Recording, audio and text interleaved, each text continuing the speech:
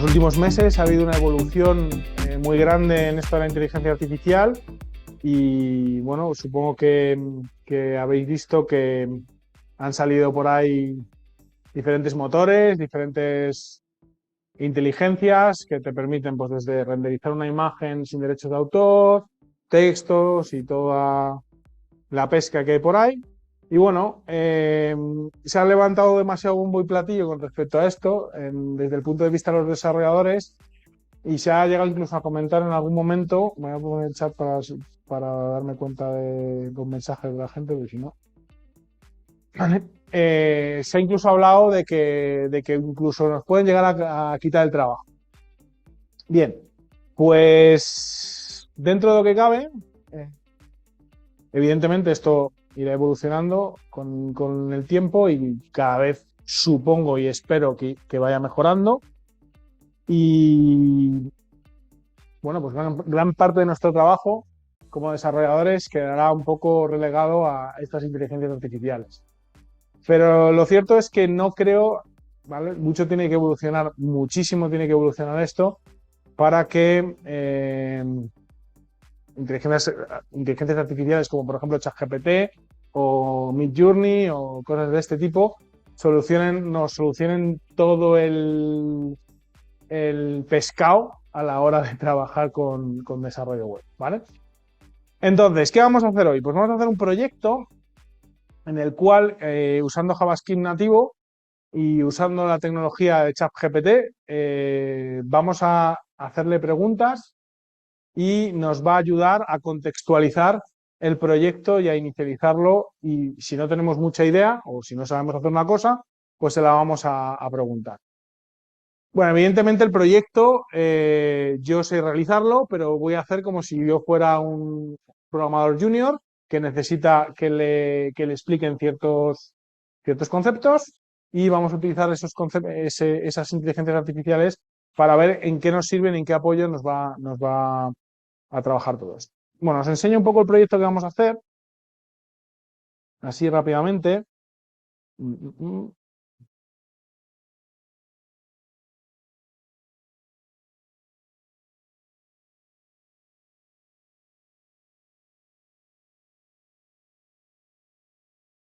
Vale, vamos a ocultar los importantes. Bueno, el objetivo es hacer una aplicación de este tipo, ¿vale? Vamos a cargar información, en este caso, de una base de datos de la serie de Rick y Morty. Más que nada porque visualmente es bastante atractivo, tiene imágenes, tiene gran cantidad de texto. Y vamos a hacer una especie de buscador donde, poniendo el nombre de un personaje, por ejemplo, Rick Sánchez, ¿vale? Debemos a buscar, pues nos salga la pantallita o la carta o la casilla de la información del personaje. Bien. Evidentemente lo vamos a hacer todo con HTML y JavaScript, como si no supiéramos nada, y para ello vamos a utilizar ChatGPT. Bien, yo, aunque tengo la versión de pago, voy a utilizar la versión gratuita. ¿Por qué? Bueno, esperemos que no se caiga, eso sí. Vamos a logarnos con Gmail.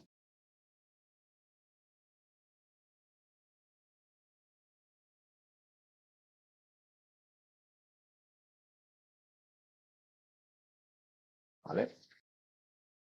Bien, ¿qué es ChatGPT? ¿O qué conocéis de ChatGPT?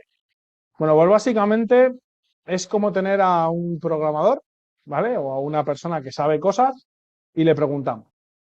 ¿Vale? Lo bueno de ChatGPT con respecto a, por ejemplo, Stack Overflow o, por ejemplo, Google o, por ejemplo, otros tipos de elementos en el que podemos pedir información es que guarda un contexto. Es decir, nosotros podemos, yo os he traído aquí una muestra de una consulta que hice ayer, ¿vale? En la que, haciendo un poco el ejercicio, extrapolando un poco el ejercicio que vamos a hacer hoy, le preguntaba, oye, ¿cómo puedo hacer consultas al API de Rick y Morty con JavaScript? Y me dice, bueno, me empieza a contar la película, ¿vale? Para hacer consultas al API de Rick y Morty en JavaScript, tienes que utilizar la función fetch, ¿vale? Es una función del lenguaje que está disponible para todos los navegadores modernos y para Node.js, que en este caso Node.js es un motor de ejecución de JavaScript fuera del navegador. Bien, bueno, pues él me contextualiza y me explica cómo puedo hacer la consulta. Luego profundizaremos un poquito más. Bien, incluso me la explica.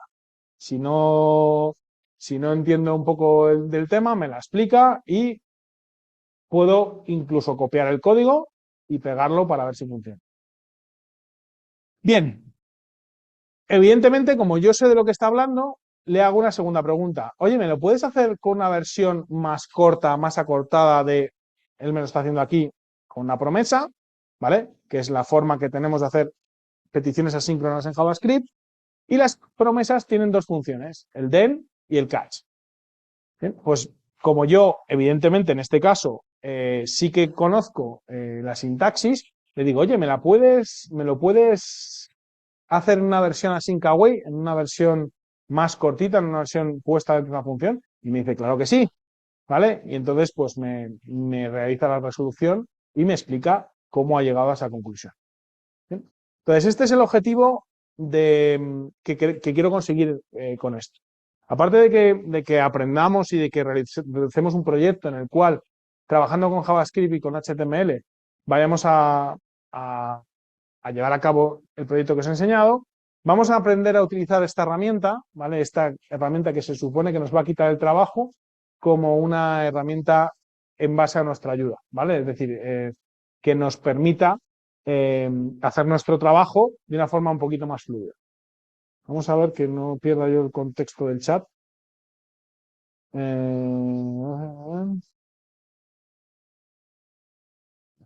Perfecto.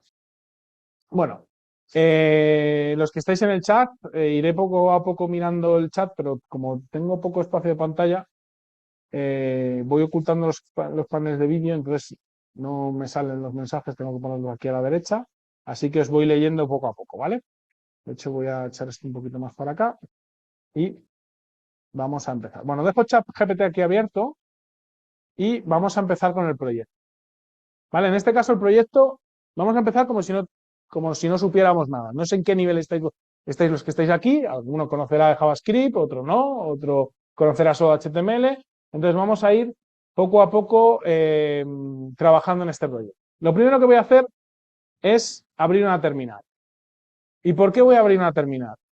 Bueno, quiero que entendáis el objetivo de esta aplicación para nosotros. Yo no sé qué experiencia tenéis, insisto, en desarrollo en JavaScript, en desarrollo web.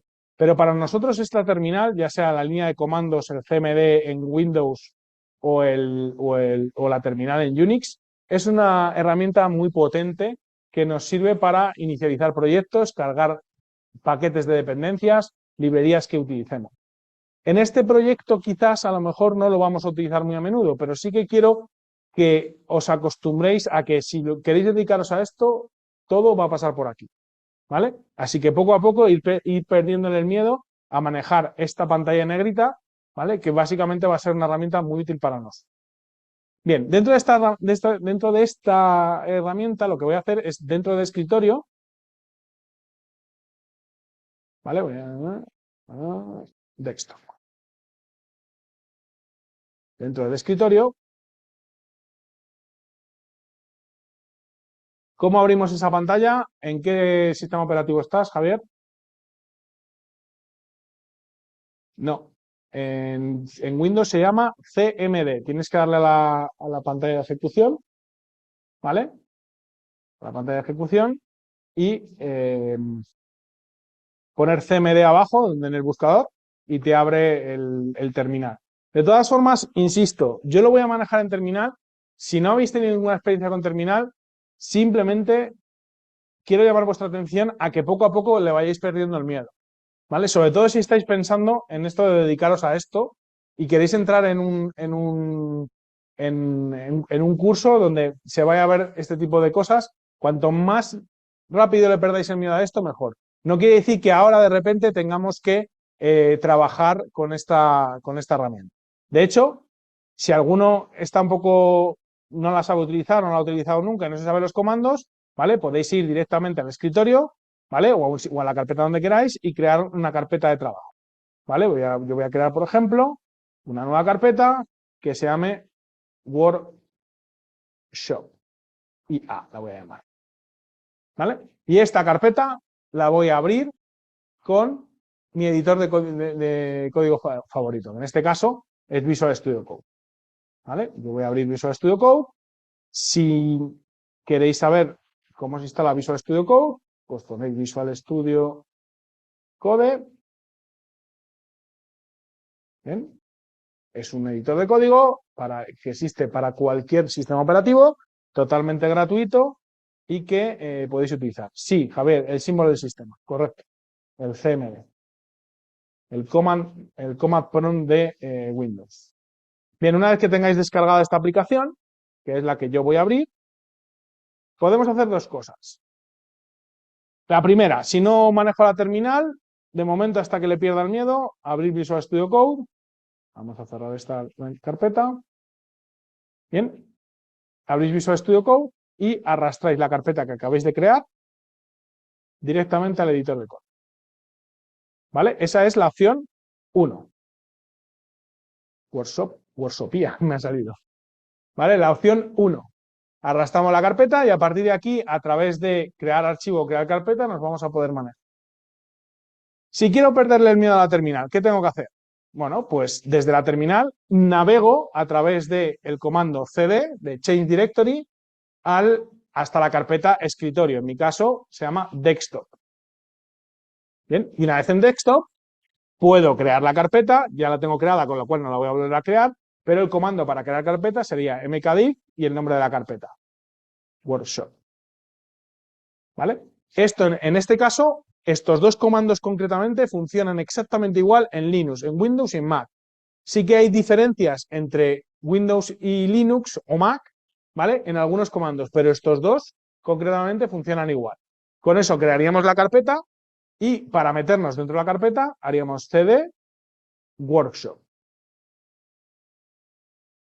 Y luego, para abrir Visual Studio Code, como lo hemos hecho arrastrando y soltando aquí, ¿vale? Pues la instalación de Visual Studio Code me aporta un comando que se llama code, ¿vale? En el que yo puedo abrir la carpeta que yo quiera.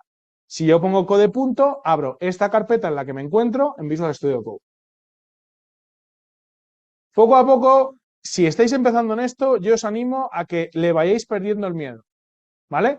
Esto no quiere decir que ahora de repente tengamos que volvernos locos todos y ala, vamos a hacerlo todo por terminal, tal. Pero si os vais a dedicar a esto, esta herramienta es muy útil, además se puede poner bonita y preciosa para que no sea solo una pantalla en negro, como veis, se le puede poner coloritos y poco a poco irle perdiendo el miedo porque en este ejercicio ya digo que no, pero en muchos ejercicios que vais a hacer en JavaScript hace falta instalar dependencias de desarrollo y esas las vamos a hacer a través de la terminal. ¿Ok? Bien, una vez que tengáis abierto el proyecto, simplemente vamos a crear nuestro primer archivo, index.html. Bien, el archivo index.html es el archivo de entrada de cualquier servidor. Todos los servidores web están, digamos, preparados o gestionados para que cuando pones el dominio www.mipáginaweb.com te salte como primer archivo el index.html, con lo cual es el archivo de entrada. Bien, como veis, Visual Studio Code, como cualquier editor moderno, a los antiguos a veces sí que sacaban un HTML básico, pero como cualquier editor moderno, Visual Studio Code no trae HTML, sale el fichero en blanco. Bien, ¿cómo podemos pintar un HTML básico? O bien ponemos el símbolo de exclamación, ¿vale? Y le damos a la tecla Tab, ¿vale? A la tecla tabulación, la que está a la izquierda de la Q, y me sale un documento HTML básico, o a mí el comando que me gusta, aunque escribo un poquito más, HTML 2.5, igual le doy a herramienta tabulación, bien, y me crea un documento básico.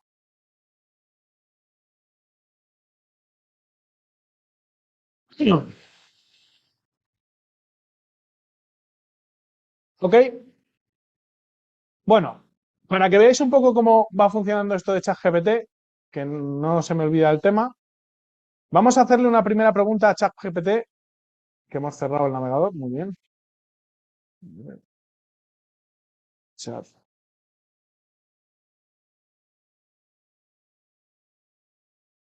Vamos a hacerle una primera pregunta de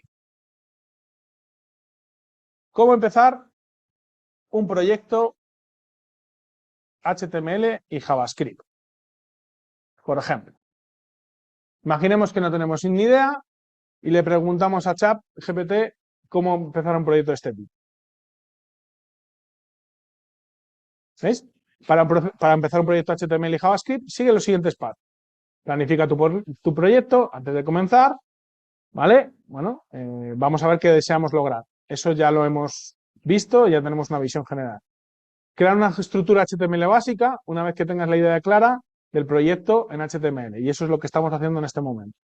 ¿Vale? HTML, head, body, title, etc. Agrega el código JavaScript utilizando en la sección head, ¿vale? Agrega el código script con este comando, script src y el comando que vamos a trabajar. ¿Veis? Ya me está diciendo cosas interesantes. Bien, voy a pararlo y le voy a hacer una pregunta respecto al punto 3. ¿Vale? En el punto 3 pones que el script debe cargarse en el head.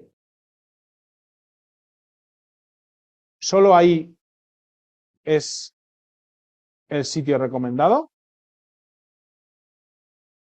Vamos a ponerle en plan pregunta y vamos a ver qué nos responde. No necesariamente. Aunque es común incluir JavaScript en la sección head, también es posible incluirlo en la sección body, el documento HTML, e incluso en archivos externos. La razón es porque a menudo se recomienda incluir código JavaScript en esa sección head, es porque el navegador carga primero la sección head. Lógicamente, te está explicando el por qué lo carga arriba. Ahora, si lo dejamos un poquito trabajar, bien, seguramente nos dirá que incluirlo en la sección body será necesario cuando, ¿veis? Cuando esté cargado todo el contenido HTML. ¿Cuándo necesito cargar el código JavaScript al final del body? Cuando tengo que interactuar sobre el contenido HTML. ¿Bien? Porque como Vint me está diciendo, no puedo interactuar sobre el contenido si no he cargado el... Fijaros, os voy a poner un ejemplo rápido de la explicación que acaba de decir. Yo voy a poner aquí un H1 y voy a poner hola HTML y cargo mi index HTML. ¿Cómo puedo cargar? Bueno, dentro de las extensiones de Visual Studio Code, hay una extensión que se llama LiveServer. A mí no me gusta mucho, concretamente. Yo no soy muy fan de usarla porque creo que se pierde cierto contexto de lo que estás haciendo. Yo prefiero una que se llama Opening Browser. ¿Bien? Opening Browser. Pero la diferencia entre LiveServer y Opening Browser es que Opening Browser yo tengo que refrescar todo el rato y LiveServer se encarga de refrescar por mí. Podéis utilizar la que queráis. Una vez que la hayáis instalado, ¿vale? Podéis dar botón derecho sobre el HTML y tenéis Open with LiveServer o Open in Default Browser. Si abrís Open in LiveServer, ¿vale? Se abre el navegador y mirad, cada cambio que se produce, HTML he puesto y grabo, mirad ahí, aquí a la derecha, si grabo, automáticamente se refresca, ¿vale? El cambio se produce. Sin embargo, si abro con Open in Browser, tengo exactamente lo mismo, pero si cambio esto a minúscula, no se refresca. A mí me gusta esto porque me permite controlar, haciendo control R o comando R, los cambios que se producen, me permite ver el cambio, ¿vale? Pero es una cuestión de gustos. Aquí cada uno que utilice la que quiera. Yo voy a utilizar Open in Browser para manejar esto. Como os decía, si yo cargo el script, ¿vale? Al principio del head, al final del head, donde me decía ChatGPT, yo puedo trabajar contra elementos de HTML. perdón, yo puedo, por ejemplo, hacer aquí una petición a la API de Ricky Martin para traerme los datos, pero no puedo trabajar contra los elementos de HTML. ¿Por qué? Porque una cosa que tenéis que aprender de JavaScript es que JavaScript HTML es secuencial. Las cosas ocurren en un estricto orden, ¿vale? Y si ese orden estoy haciendo cosas aquí, esto todavía no ha cargado, ¿vale? Entonces, ¿cómo puedo a través de JavaScript modificar una etiqueta? Bueno, pues JavaScript reconoce las etiquetas como nodos, ¿bien? Y los captura para poderlos, o sea, yo para poderme referir a una persona le tengo que poner un nombre, le tengo que decir, oye Lucía, oye Juan, oye Pepe, le tengo que poner un nombre para poderme referir a él.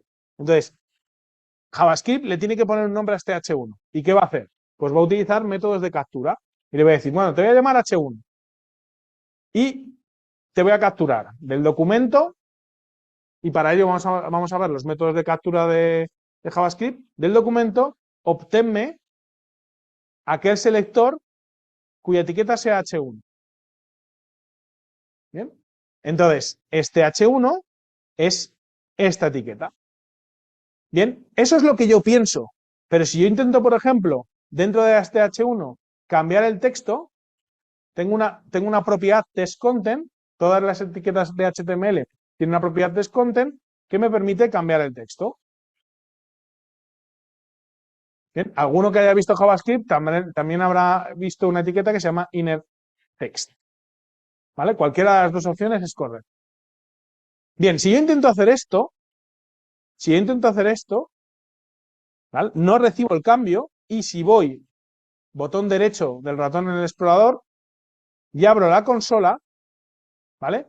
Que por cierto va a ser vuestra segunda mejor amiga después de la consola del navegador, va a ser esta, me está diciendo que hay un error.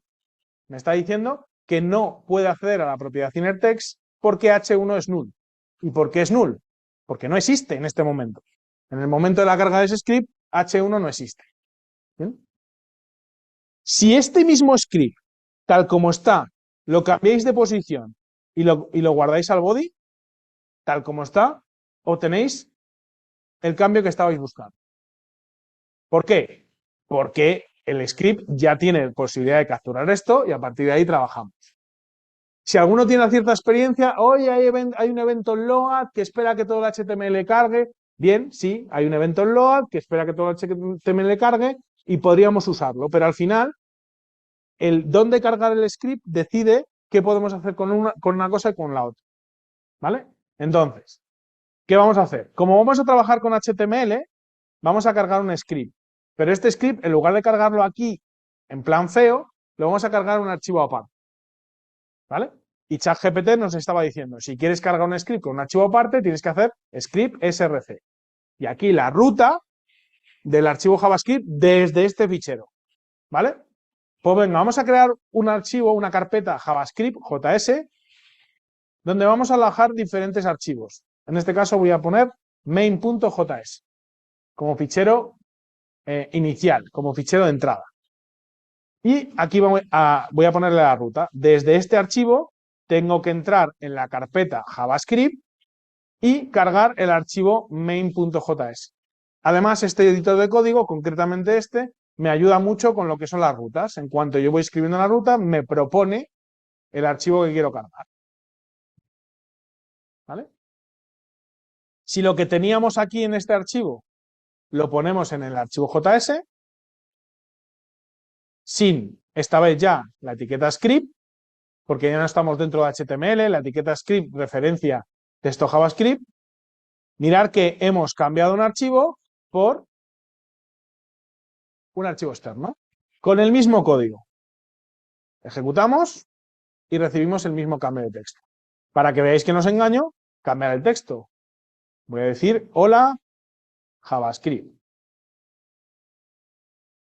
Y ahí tengo, hola, JavaScript.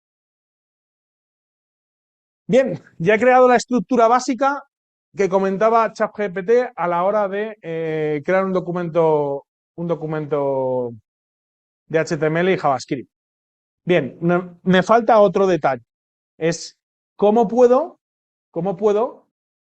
cambiarle estéticamente la vistosidad a estos elementos. Bueno, pues voy a ir a ChatGPT y le voy a hacer esa pregunta. ¿Puedo modificar la estética de mi página? Tal vez a algunos de vosotros os parezca, bueno, estamos aquí todos tirando. ¿Puedo cambiar la estética de mi página? Sí, puedes cambiar la estética de tu página utilizando CSS, ¿vale? Es un lenguaje de hojas de estilos que se utiliza para definir estilo y diseño, ¿vale? Me explica todo lo que hay por debajo y dentro de poco, pues supongo que me dirá cómo cargar CSS. Os estaba diciendo cuando ha fallado esto que alguno de vosotros que tenga cierta experiencia con JavaScript dirá, oye, es que esto son preguntas muy básicas, ¿vale? Pero es que puede ocurrir que estemos en cualquier nivel, ¿vale? Al final esto es una herramienta para todo el mundo. Podemos preguntarle cosas muy complicadas como podemos preguntarle cosas muy básicas. Cuanto más conozcamos de nuestro trabajo, más podemos llevar a la herramienta a que nos conteste más específicamente lo que queremos. ¿Bien? Entonces, si realmente no estáis en este punto de saber cómo se carga una hoja de estilos, pues directamente cargarla y hacerle otra pregunta. O sea, no perdáis el tiempo en esto. ¿Bien? Al final, básicamente me está explicando cómo se carga una hoja de estilo. Bueno, no ha entrado dice, para cargarlo dentro de un HTML con la etiqueta link. Muy bien, dentro del head. Pues vamos a ello. Vamos adentro del head, ponemos etiqueta link, le damos a tabulador, ¿vale? Aprender a no escribir mucho. Escribir las etiquetas, cuando escribáis un div, por ejemplo, o un p, no escribáis p y lo cerréis. Simplemente poner el nombre de la etiqueta y darle al tabulador. Y ya se encarga él de cerrar y abrir la etiqueta y poneros y autocompletaros todo. Y a partir de ahí quiero crear la hoja de estilos style.css. Bien, le estoy diciendo que me lo genere dentro de la carpeta CSS, style CSS. Mirad que esa carpeta aquí no está creada, ¿vale? Entonces lo que voy a hacer es, voy a hacer control clic, ¿vale? O alt clic y, ¿veis? Me crea el archivo. Es un atajo de teclado que tiene Visual Studio Code para crear el archivo en la ruta específica, ¿vale? La ruta que la hayamos plantado aquí, con alt clic, control clic, si el archivo no está creado, me lo genera. Y ya tengo los elementos necesarios.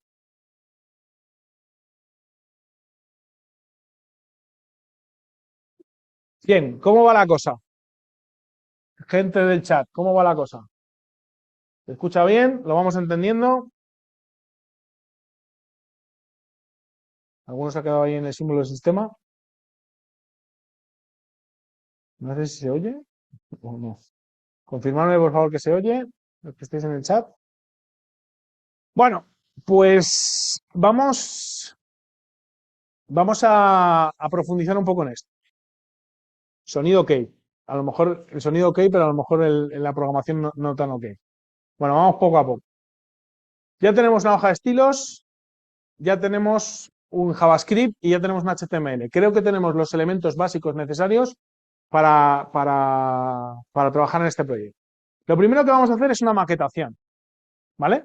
Y en el diseño que os he enseñado teníamos arriba lo que decía ChatGPT, tener un esbozo, ¿vale? No somos diseñadores ni intento que lo seamos, ¿vale? Pero tener un esbozo de lo que queremos hacer. Vamos a hacer una cabecera arriba con la barra del buscador y abajo vamos a cargar una serie de tarjetas para trabajar con esto. Bien, como si nos metemos en el HTML así muy profundo, vamos a tardar un montón, ¿vale? Porque ya el HTML tiene y el CSS tiene bastante historia. Lo que vamos a hacer es, vamos a preguntarle a ChatGPT si hay alguna herramienta que me pueda ayudar a maquetar más rápido. ¿Hay alguna herramienta que me ayude a maquetar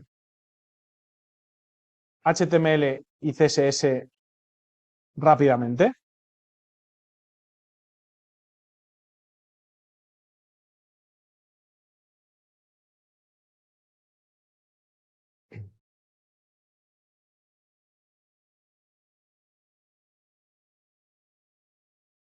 Vale.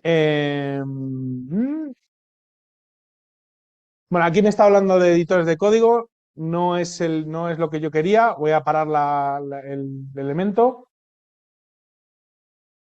¿Alguien sabe qué extensión hay que instalar para que sus carpetas tengan también el emoji? Sí, es una extensión que se llama Visual Studio Icons. VS Code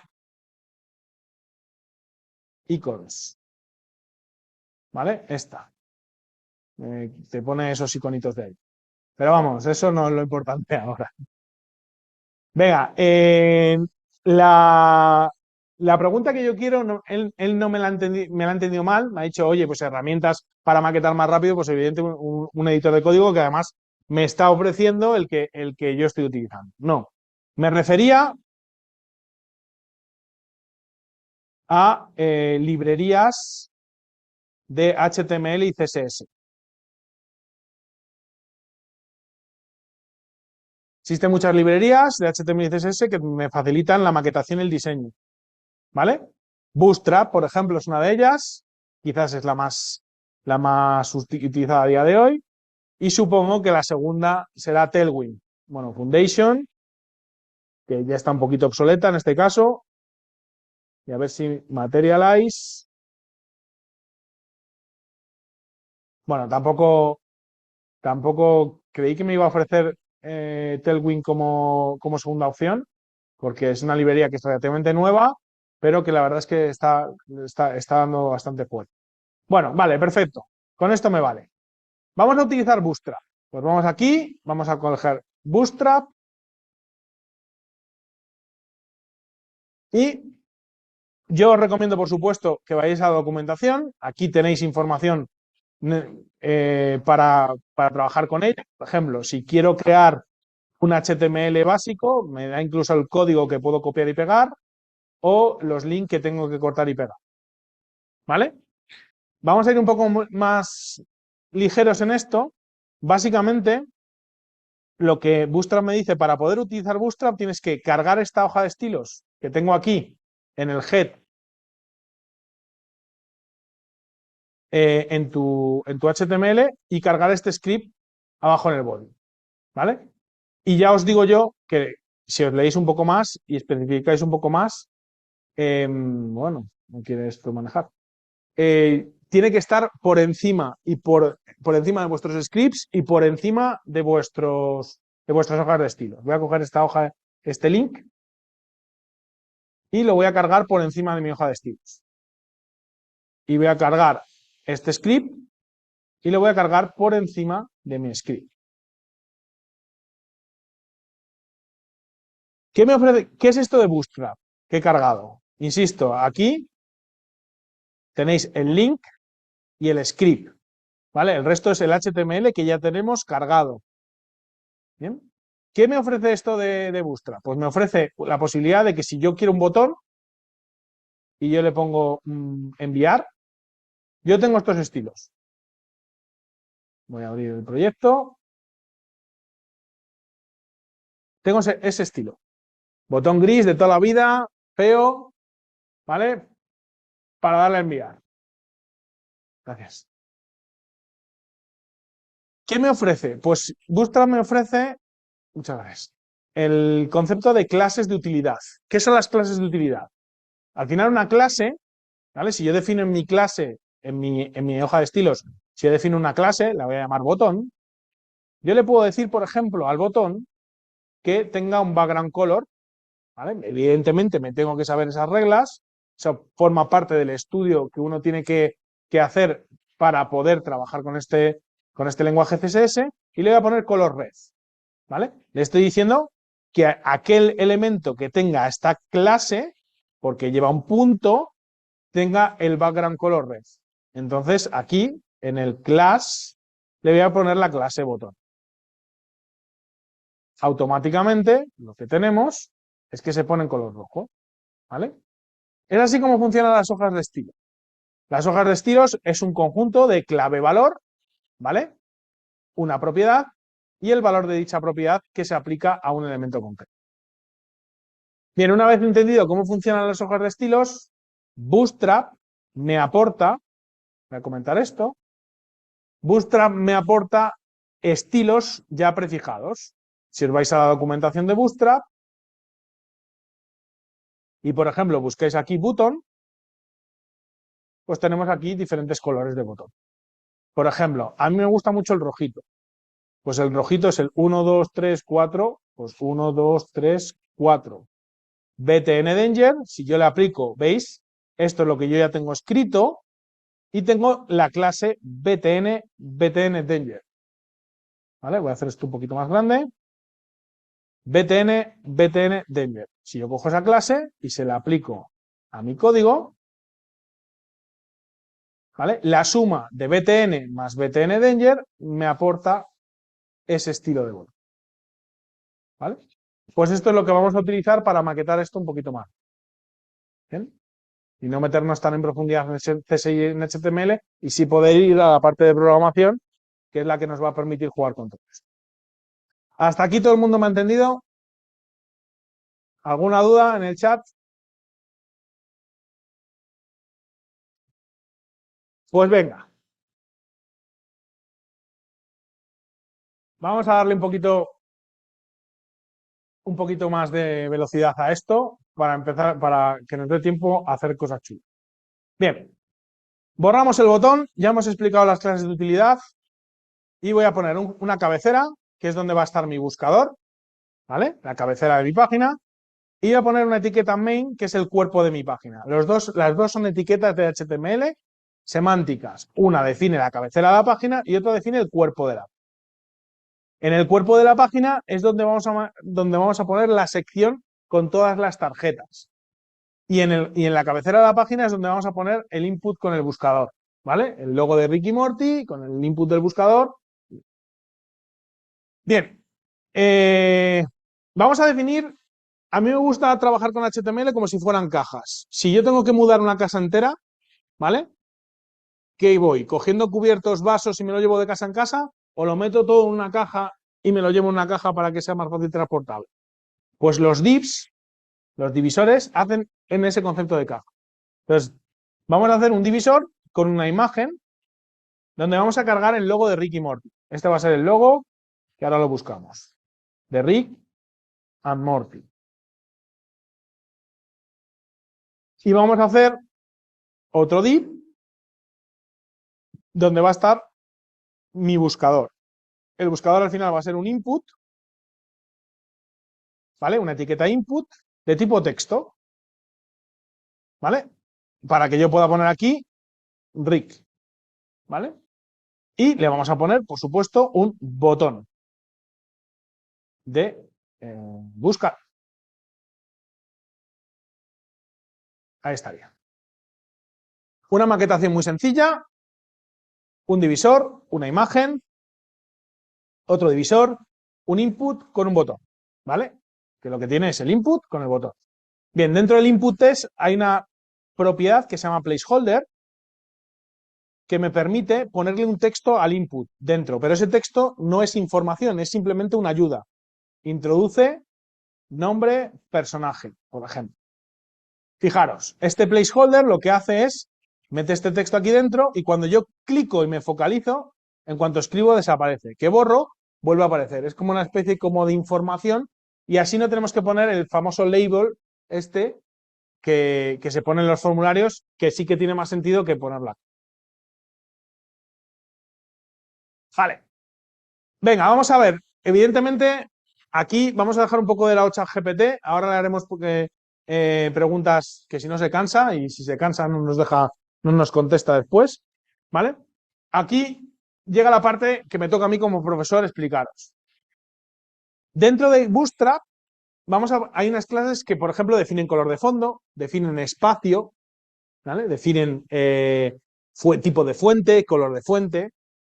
Hay una clase que se llama background, BG, background. Y le podemos poner, por ejemplo, el background dark. ¿Vale? Background dark me lo pone en oscurito.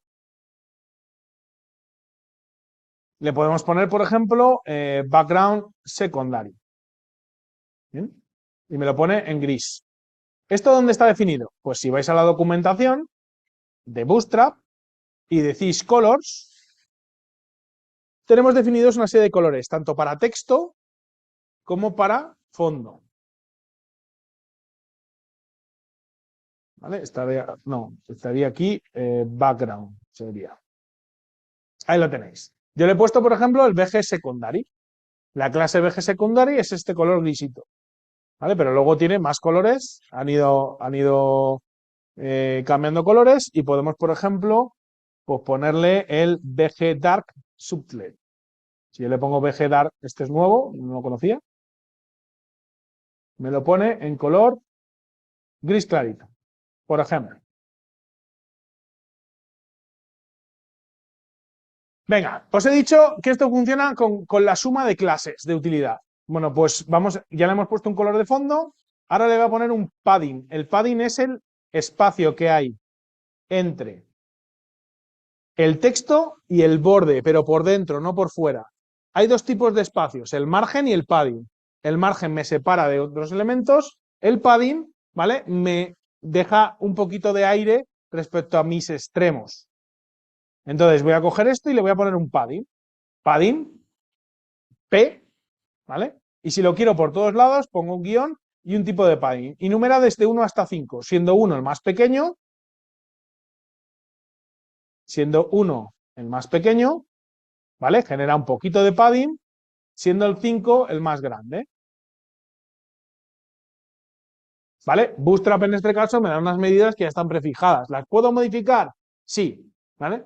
De hecho, en cursos en los que se explica Bootstrap, una de las cosas que se explica es, vale, esto funciona así, ahora vamos a aprender a modificarlo para que podamos adaptarnos no solo a los estilos de Bootstrap, sino a nuestros estilos propios.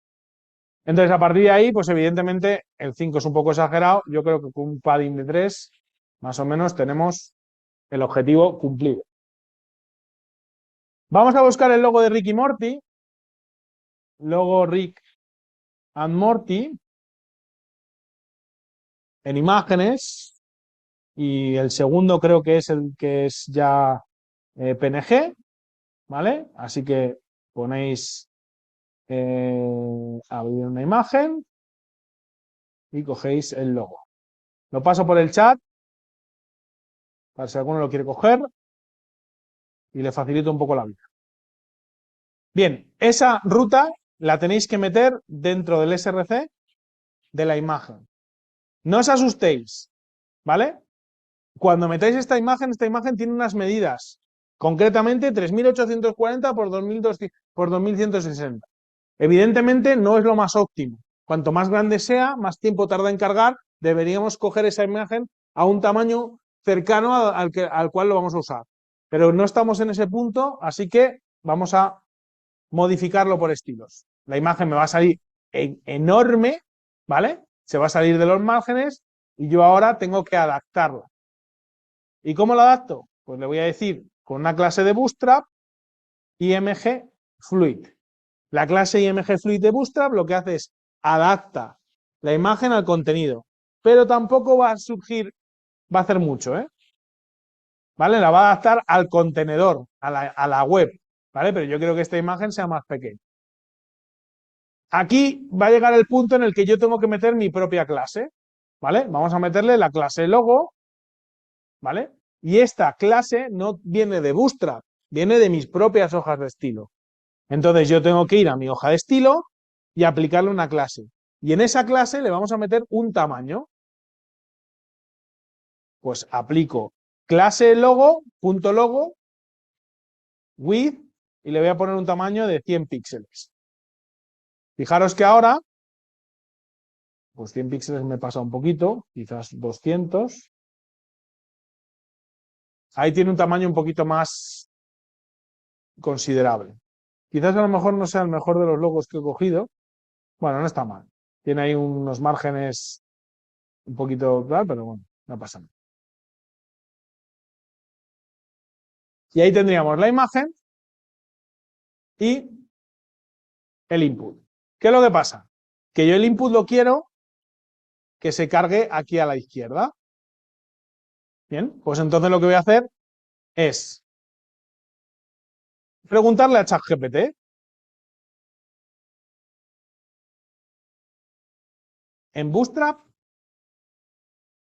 Lo podía haber preguntado en la documentación, la tengo abierta, pero para que veáis un poco para qué os puede servir esta herramienta. En Bootstrap, ¿cómo sitúo dos elementos,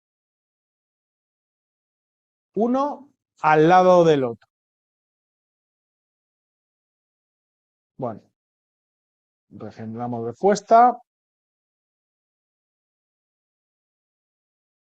En Bootstrap,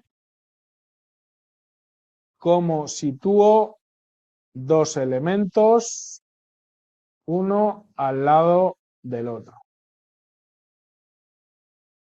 Para situar dos elementos uno al lado del otro, puedes utilizar las clases de CSS-Grid, ¿vale? O rejilla de Bootstrap. Por ejemplo, para colocar dos elementos, un div con la clase call, ¿vale? Y me dice, colocas un contenedor con la clase row, columna y columna. Y así tengo elemento 1 a la izquierda y elemento 2 a la derecha. Bien, me está explicando que Bootstrap está basado en un sistema de 12 columnas, bla, bla, bla, bla, bla.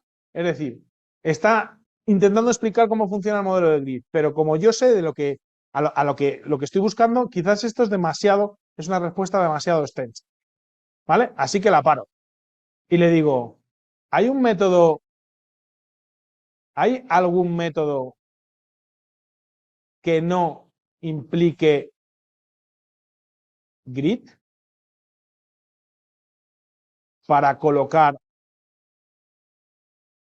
dos elementos? A ver qué me dice.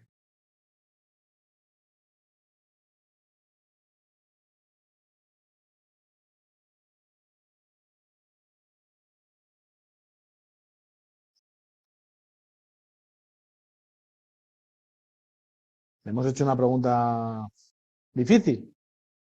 Dice, sí, existen varios métodos en Bootstrap para colocar dos elementos uno al lado del otro. Utilizar sistema de grid. Uno, a ver si llega al que yo quiero.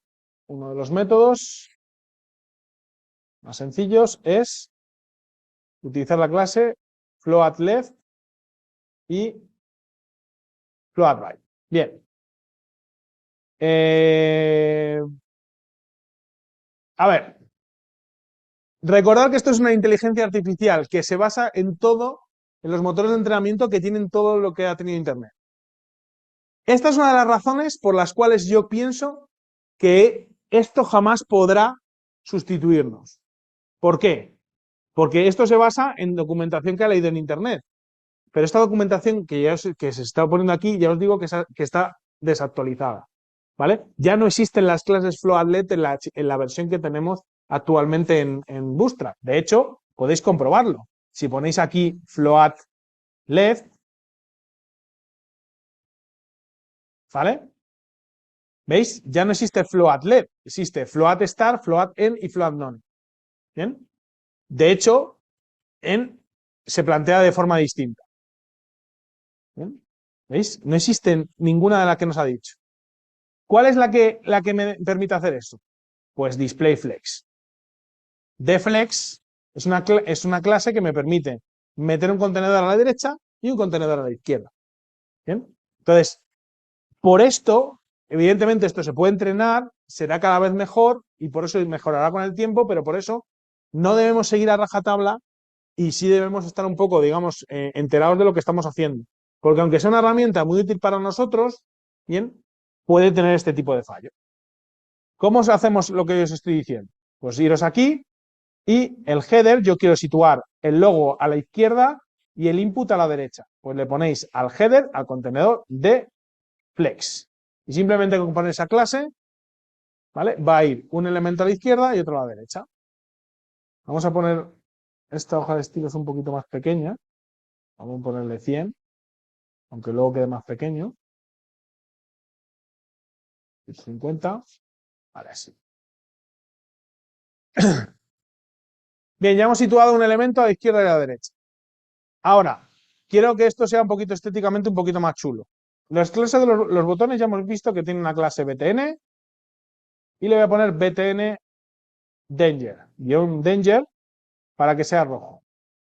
Ahí estaría. Y los inputs, para que se vean de otra forma, tienen una clase que se llama form control. Form control. Que le añade los estilos que tiene Bootstrap a la hora de hacer esto.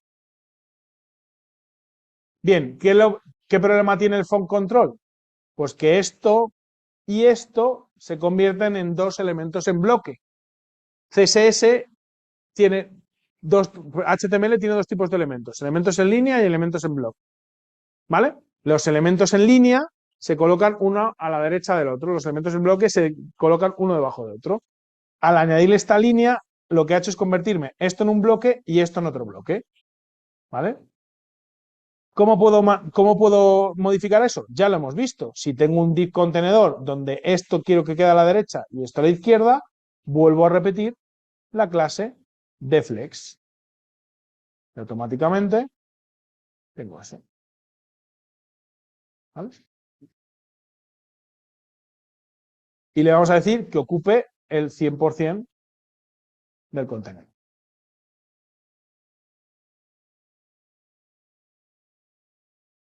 Bien, como el logo es grande, este input nos ha quedado así como muy exagerado. Tal vez a lo mejor podríamos coger otro logo distinto. Logo Rick and Morty. Voy a ver si puedo coger yo uno y os lo paso.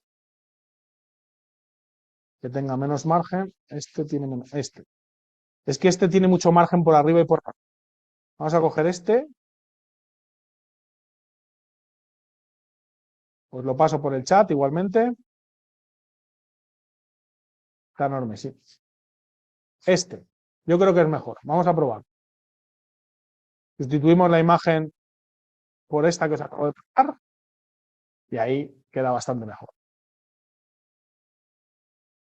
¿Vale? Simplemente me queda separarles un poquito el logo de aquí y un poquito el botón de aquí.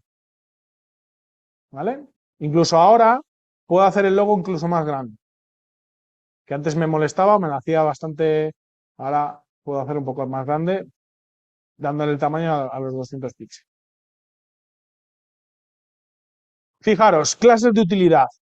Quiero separar este div, este logo, de este input. Pues a la clase de utilidad le pongo margin start o margin end, margin top o margin bottom.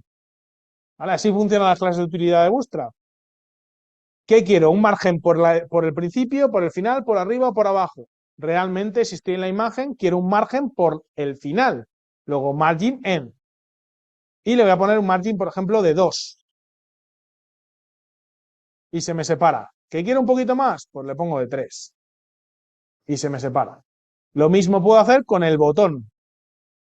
Tengo un btn danger, le pongo margin start 3. ¿Por qué start? Porque en este caso quiero que el margen sea por la izquierda. Y ahí tengo el espacio que estaba buscando.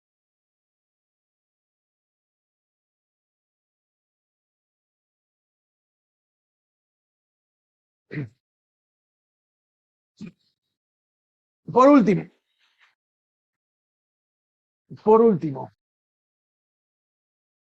en cuanto a maquetación, vamos a definir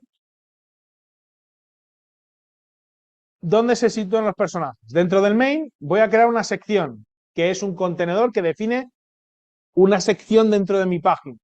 Y le vamos a poner un título, H2, lista de personajes. Dentro de HTML hay una serie de etiquetas que tienen una funcionalidad determinada, ¿vale? Se llaman etiquetas semánticas. Y en este caso, section, main, header, ¿vale? Son etiquetas que cumplen esa función. H2 es, por ejemplo, etiquetas de título, ¿vale? Tenemos desde H1 hasta H6, desde del título más grande al título más pequeño. María me pregunta cómo dejas el input hasta el final. El input hasta el final lo dejo con esta regla de W100, with 100% significa eso. Si le quitas esa regla, no te llega hasta el final y se queda contigo. Entonces, al contenedor donde le has puesto la clase flex, ponle un width de 100 y se adapta al 100% del elemento. ¿Vale? Perfecto, voy a abrirla. De nada. Bien, lista de personajes. Ahí tenemos la lista de personajes. Bien, Bootstrap tiene una clase muy importante para nosotros, que es la clase contain. La clase container lo que define es un ancho máximo de un elemento centrado en la página. Fijaros, esto lo que hace es, tengo un contenedor y cuando voy al borde de ese contenedor, ¿vale? Esto se va adaptando hasta que llega un momento que ya estoy en móvil, forma parte dentro del diseño responsivo, que me voy adaptando. Luego tengo container fluid, que es otro contenedor que se adapta al 100% del espacio. Siempre queda en el borde. ¿Veis? Queda al borde. Entonces ahí, dependiendo del diseño que vayamos a hacer, si un diseño fluido o un diseño un poco más encorsetado, ¿vale? Pues utilizaremos los dos tipos de contenedor. Yo voy a utilizar el container. Le voy a poner un margin top de 3 para que se separe. Y después del H2 voy a poner un HR, que es una línea horizontal, ¿vale? Que subraye la lista de personas.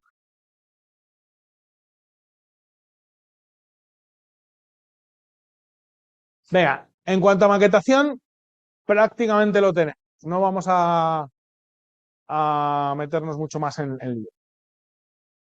Sí que es cierto que me gustaría utilizar lo que ChatGPT nos ha explicado del grid, ¿vale? Como os he dicho, como os ha dicho ChatGPT, o como os digo yo, todas las web están basadas en un sistema que conocemos como grid de 12 o grid de 8, ¿vale?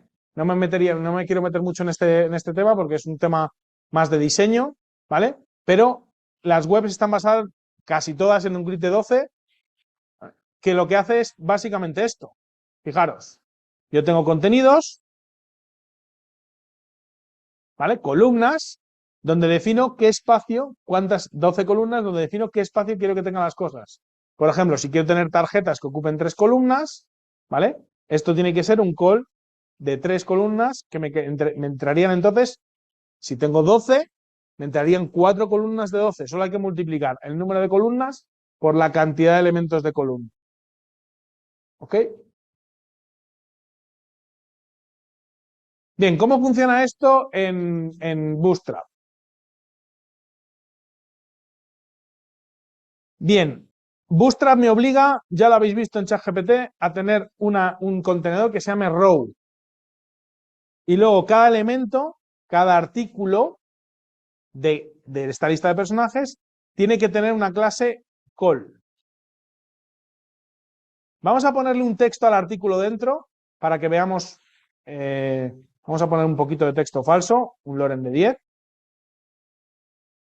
Fijaros, si yo le quito la clase call y genero 4 artículos de estos, 1, 2, 3 y 4, lo único que he hecho es poner un artículo con texto, tendría esto. Un texto, otro texto, otro texto y otro texto, que se colocan uno debajo de otro. ¿Por qué? Porque el artículo es un elemento en bloque. Si ahora le digo call y call, Bootstrap lo que hace es, vale, yo tengo un div que define un sistema de 12 columnas y tú me has dicho que cada uno de estos sea un call. Luego yo te voy a repartir el espacio equitativamente. Entre 1, 2, 3 y 4 artículos, pues 4 artículos. Se reparten el espacio equitativamente. Pero esto se reparte en el espacio equitativamente en todas las medidas. En móvil, en tablet, en desktop, siempre se reparten equitativamente. Repito, div row, class, call. ¿Vale? Ahora, ¿qué pasa si yo quiero que en móvil la primera columna ocupe las 12 columnas? ¿Qué va a pasar? Pues que la primera, que es esta, vamos a ponerle un background para que la veáis, ocupará el 100%. Vamos a poner un background secondary para que se vea un poco mejor. Ocupará el 100%. ¿Vale? Si yo le pongo un call 6, ocupará el 50%. Si yo le pongo un call 3, ocupará el 25%. Si yo le pongo un call 1, ocupará un 10%, un 12, un 6%. Es decir, al final yo le puedo decir cuánto quiero que ocupe cada columna. ¿Bien? Pues vamos a jugar con eso. Le vamos a decir lo siguiente. Le vamos a decir que todos estos articles en el móvil ocupen 12 columnas. 12 columnas, 12 columnas y 12 columnas. ¿Esto qué va a hacer? Que mis elementos se sitúen como estaban al principio, uno debajo del otro. ¿Vale? Aparte, el sistema de columnas le puedo poner lo que se conoce como gap o gutter, que es un espacio entre columnas, que también va de 1 al 5, como todos los espacios en Bootstrap. Si yo le pongo gutter de 3, se me separan un poquito cada columna. Row gutter de 3 con col 12.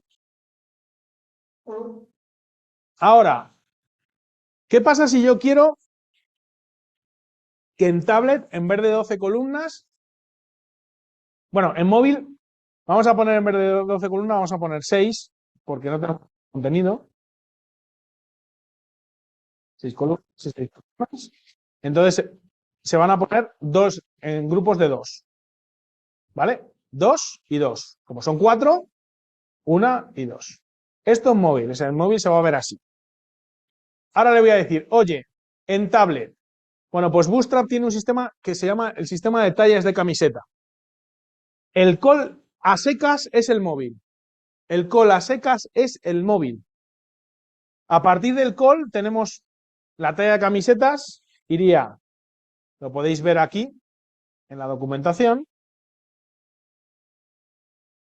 Vamos a poner breakpoints, que se llama. ¿Veis? Tiene extra small, que es no poner nada, el call normal. Small, que es poner SM. Medium, MD. Large, LG. Extra large, XL. Y extra large, XXL.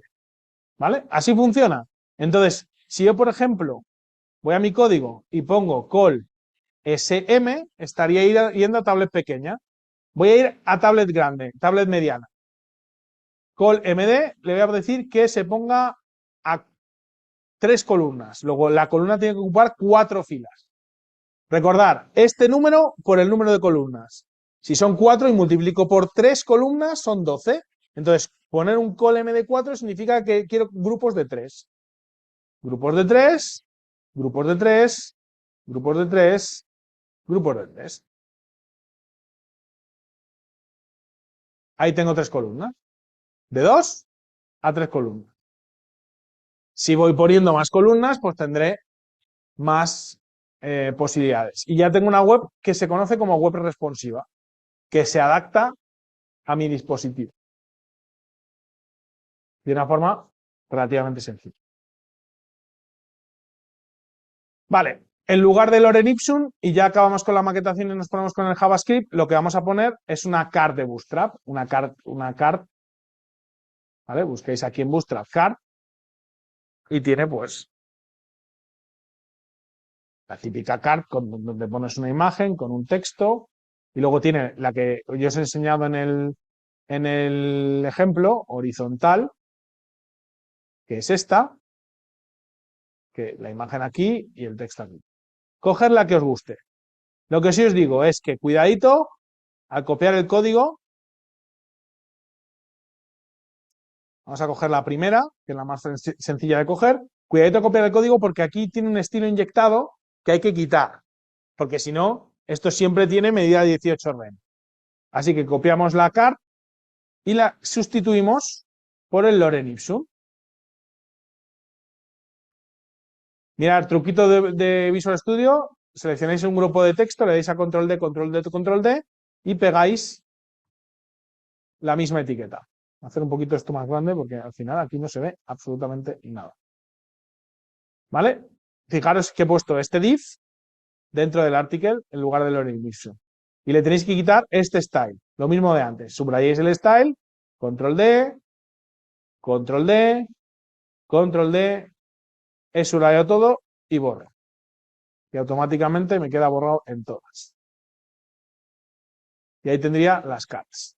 Las cards que ya son responsivas.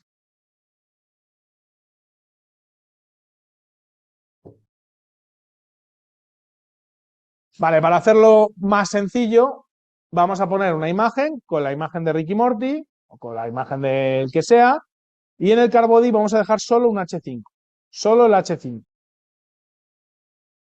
donde vamos a poner el nombre del personaje. De hecho, es más, de hecho, como esto va a ser dinámico, lo vamos a programar, podéis dejar un único article ya, porque el sistema de columnas ya funciona, y podéis quitar los otros tres, ¿vale? Que hemos creado simplemente para ver que funcionaba mi sistema de columnas. Podéis dejar solo una columna, solo una. Porque esto lo que quiero hacer ahora es hacerlo con JavaScript, pintarlo por JavaScript, que ahora es donde llega toda la película de peticiones. Bien, de hecho, lo voy hasta a comentar, ¿vale? Lo comento para que no se vea, porque lo vamos a generar con JavaScript. Entonces vamos a poner una imagen y un texto. Y con esto tendríamos todo lo necesario para empezar a trabajar.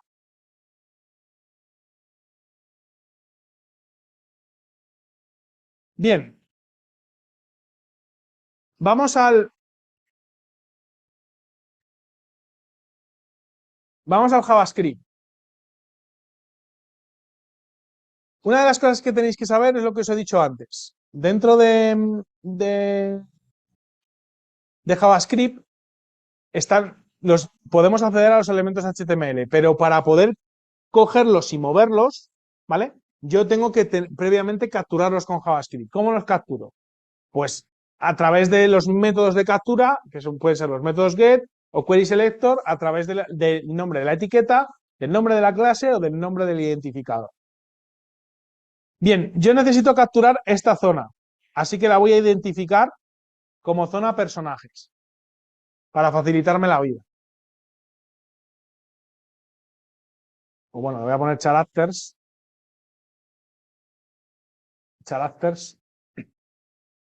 para hacerla un poco más útil.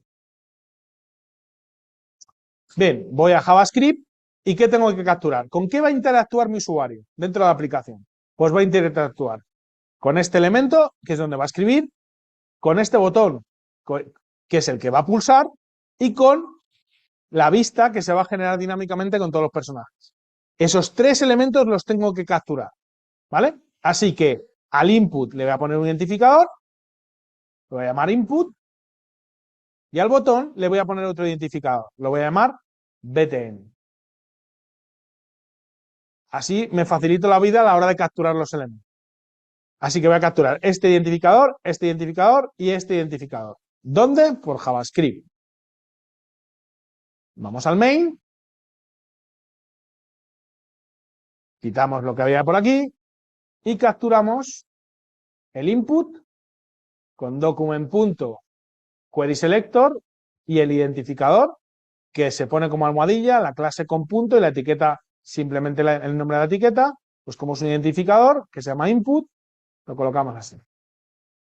Constante sección character, que es donde vamos a pintar los characters, document.querySelector y le ponemos characters. Preguntas. ¿Cons o let? Vale. ¿Sabemos la diferencia entre cons o let? ¿Hay alguien que no? A ver, let es para generar una variable. Una variable, número, es algo que previsiblemente va a cambiar. Es decir, que en algún momento puede recibir un valor 3, un valor 4. Esto es lo que significa variable. ¿Qué es const? Const es una constante. Es decir, que yo no puedo hacer esto. De hecho, si yo intento hacer esto, yo creo una constante. Fijaros que Visual Studio Code ya me está poniendo en rojo aquí esto y aquí con un plugin que tengo instalado que se llama ErrorLen, ¿vale? Me dice en rojo que no puedo utilizar una constante. Bueno, es que esto está mal escrito. Ahora sí. Bien. Esto evidentemente no me está fallando, pero ya os digo yo que esto es un error. ¿Vale? Una constante, y si yo intento cargar mi elemento, me lo va a decir, oye, no puedo asignar a una constante número un valor. ¿Por qué?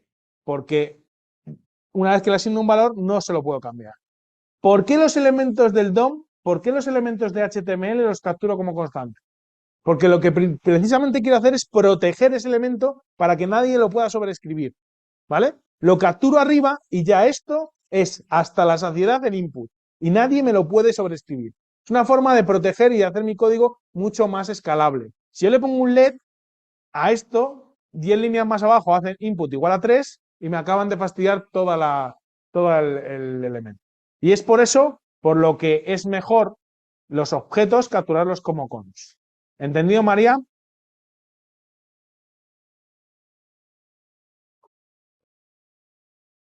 Nada. Perfecto. Pues seguimos capturando. Tenemos que capturar el botón. Document.querySelector. BTN. Ya tengo todos los elementos capturados. Document.querySelector.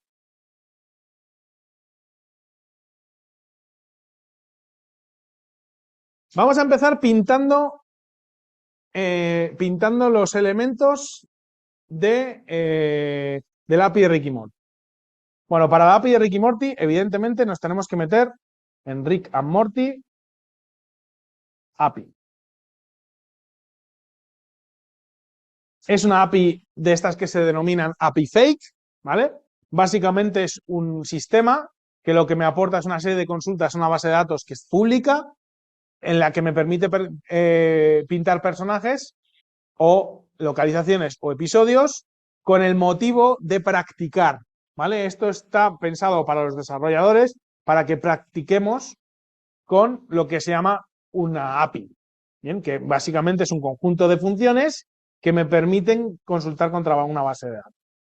Nosotros vamos a utilizar la API de caracteres, ¿vale? Y, por ejemplo, getAllCaracteres, si consultamos a esta API, me va a devolver todos los caracteres. Es decir, me va a devolver un array de resultados con todos los personajes que tengo, en este caso, paginados. Bien. ¿Cómo lo vamos a hacer? Bueno, pues en este caso, y preveyendo que ChatGPT me pudiera fallar un poquito, tenía, como os he dicho, esta pregunta hecha ya a cómo hacer una consulta a la API de Rick y Morty, por si acaso nos fallaba, pues que tuviéramos algo un poquito más. Bien, básicamente lo que hice fue hacerle esta pregunta y él empezó. Bueno, pues para hacer una consulta a la API de Rick y Morty, tienes que utilizar la función fetch. ¿Cómo funciona la función fetch? Pues a la función fetch, ¿cuánto es ChatGPT de pago? $20 al mes. Y te voy a decir más, Dani, yo los pago encantados, ¿vale? Porque es una herramienta que para nosotros, y si profundizáis un poco en ella, tiene plugins hasta de Visual Studio Code, ¿vale? Le puedes meter, o sea, no solo para código. Yo, por ejemplo, el otro día le metí, oye, pues, coge este texto y resúmemelo, y te lo resume. Y le pasas, mira, de hecho, pasé un comprobador de plagio y le pregunté a ChatGPT cómo puedo comprobar que un texto está plagiado. Y me dijo diferentes páginas online y le pasé y de todo. Que si sirve para TypeScript y SAS, por supuesto. Mira, métele una pregunta y dile cómo se crea un mixin en SAS. Supongo que si me haces la pregunta de TypeScript y SAS, es que sabes lo que es SAS. Pues mira, te dice, para crear un mixin en SAS, abres un archivo de SAS, creas un mixin con @mixin y te da un ejemplo. Y ya está. Lo pruebas. ¿Qué quieres hacer otra pregunta? ¿Cómo se genera un decorador en TypeScript?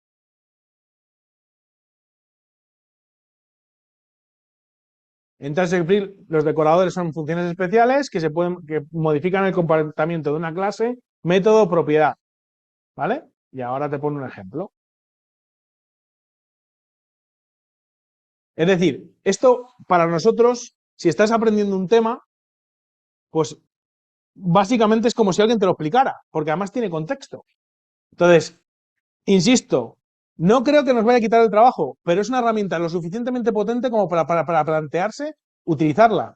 Yo creo que en el simple hecho de le hago una pregunta y me la contextualiza, que es lo más serio de todo esto. Porque al final tú buscas en Google y no te contextualiza nada. Te responde lo que a una persona le funcionó. Entonces, a partir de aquí, tienes ejemplos, los puedes practicar y es como súper útil, ¿vale? Le puedes meter alguna imagen y preguntarle sobre la imagen. Para imágenes, te recomiendo como inteligencia artificial, sí que lo he probado en ChatGPT, pero la imagen cuando la cargas la borra enseguida. Te recomiendo Midjourney. Midjourney, ¿vale? Que tiene un grupo de Discord que tú le pides una imagen y él te genera imágenes sin derechos de autor, por ejemplo. Y tienes el DALL-E también. DALL-E, que también es de OpenAI para temas de imagen. DALL-E está muy bien y también es de OpenAI, ¿vale? De los mismos que ChatGPT. ¿Ok? Pues venga. He cerrado. Perdón, he cerrado. Ah, no, está aquí. Bueno, consultando la API de Ricky Morty. Bueno, él me explica cómo se hace con un método de encatch y yo le digo, oye, ¿puedes hacerme una versión de Async Await? Porque la versión de Async Await es una versión mucho más moderna, más pequeñita, la puedo controlar mejor. Y me dice, mira, te creas una función que se llama getCharacter y le metes un método async pasándole el ID del character, ¿vale? Él me lo monta con un try-catch, que es una forma como de depurar errores, y me dice, haz a la función fetch pasándole el character más el ID del character que te paso por parámetro. Esto te ofrece una respuesta y de la respuesta descomprimes en JSON y ya tienes tu data. Pues vamos a hacerlo, vamos a utilizar esto, pero llevárnoslo a nuestro código. Como yo no quiero hacer una función que solo obtenga un carácter de momento, quiero hacer una función que me obtenga todos los caracteres, voy a hacer función get all character. Para poder hacer diferentes peticiones, le voy a poner un parámetro que sea URL. La URL para poderle sacar character, localizaciones, lo que sea. Bien, función get character URL lo que va a hacer es, vamos a hacer una petición. Me voy a olvidar del momento del try catch, aunque es conveniente y es una buena práctica hacer control de excepciones. De momento me voy a olvidar del try catch. Entonces, voy a hacer una petición, response, y le voy a decir, oye, consulta fetch a la ruta URL el valor de lo que quieres pedir. ¿Vale? Simplemente estoy haciendo esto. Vale, fetch me dice, fetch es una promesa. Tienes que gestionarla con await. Tienes que esperar a que se consuma la promesa. Bien, si yo le pongo una await, necesito una función que sea async, que tenga la capacidad de esperar esta await. Con esto, si cuando yo ejecute esta función pasándole la ruta de los caracteres, en teoría me debería devolver una respuesta. Voy a probar get all character y le vamos a pasar, entre comillas, la ruta que teníamos del Rick and Morty API. Os la paso ahora por el chat. Rick and Morty API doc. Todos los caracteres, esta era la ruta. La tenéis en el chat para el que la quiera coger. ¿Vale? Entonces, yo le voy a pasar esta ruta. Si yo llamo a get all character pasándole esta ruta, voy a tener una petición fetch. ¿Y esto qué me va a devolver? Console log response. Vamos a ir poco a poco viendo lo que nos devuelve. Ejecutamos esta función entra por aquí, le pasamos la URL, hacemos un fetch, que es una función de JavaScript que me permite hacer consultas, y obtenemos una respuesta, ¿vale? Cuando buenamente la petición nos llegue, porque esto tarda un tiempo. Vamos a nuestro ejercicio, abrimos la consola y tenemos una respuesta. Tenemos un estatus de OK, es decir, está correcta, bien, y nos ha dicho que todo está perfecto. El problema es que nuestro cuerpo de respuesta viene como si dijéramos, viene comprimido, viene como si fuera en un fichero zip. ¿Y qué tengo que hacer con los ficheros zip?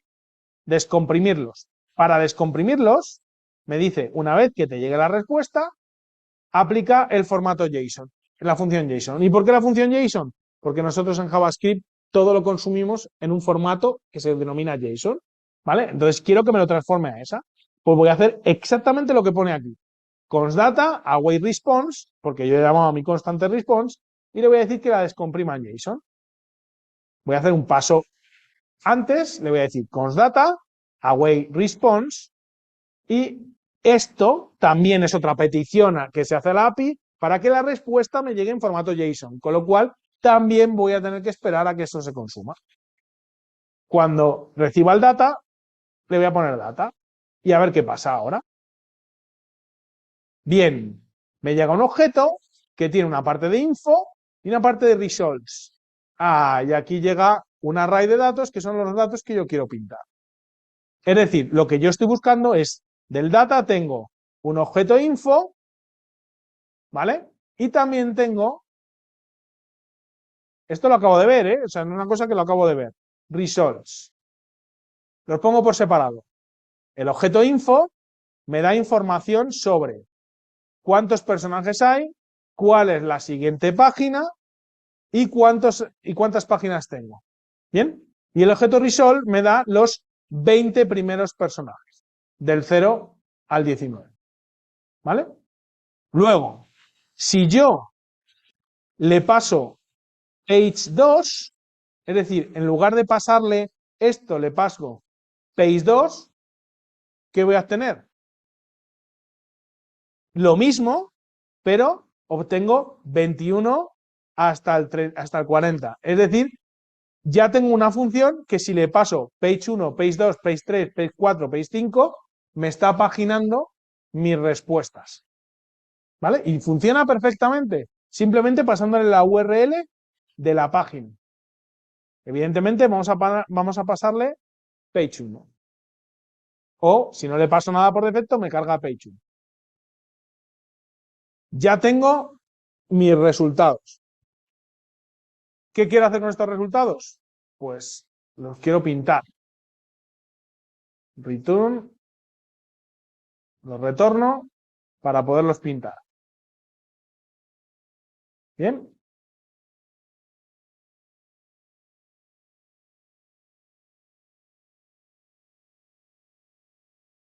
Vale. Pues tenemos getCharacter que me devuelve un array de datos. Voy a crear una constante, const_array. El problema de esto es que esto es una promesa, con lo cual esto lo tendría que gestionar con una promesa. Para evitarme esto, ¿vale? Y no alargar mucho el ejercicio con explicaciones que, hombre, podríamos entrar en materia, pero al final esto se puede alargar a 5 horas de, de workshop. Entonces lo que vamos a hacer es, vamos a llamar a getCharacter como función lanzadora y en vez de un return, aquí le vamos a pasar los resultados a una función, print data. La función print data coge el resultado y lo va a pintar en la sección correspondiente. Esta es la llamada a la función, ¿vale? Print data es una función que recibe un array de datos y una sección donde tiene que pintar, ¿vale? Un array de datos y una sección donde tiene que pintar. Tenemos que hacer esta función y siempre es lógico o lo más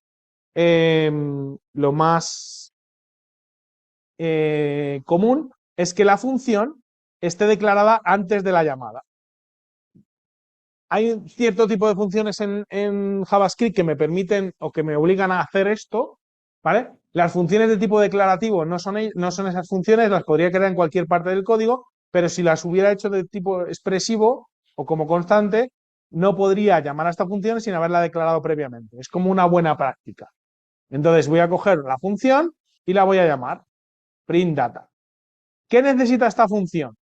Pues esta función necesita datos, ¿vale? Un array de datos, lo voy a llamar array data, y un elemento del DOM, una sección del DOM,